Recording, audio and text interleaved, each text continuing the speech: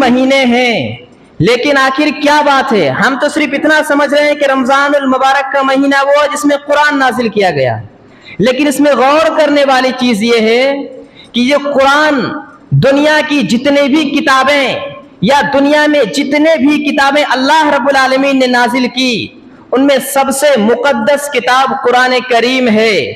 اور جو 12 مہینے ہیں، ان میں جو سب سے مقدس مہینہ ہے وہ رمضان المبارک کا مہینہ ہے۔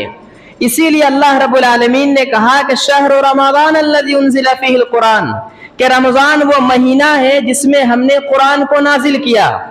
تو اس میں اللہ رب العالمین اس مہینے کی فضیلت کو گنا رہا ہے، اس میں قرآن کی فضیلت کو بتا رہا ہے، اس مہینے کی تقدس و عظمت کو اللہ رب العالمین بیان کر رہا ہے۔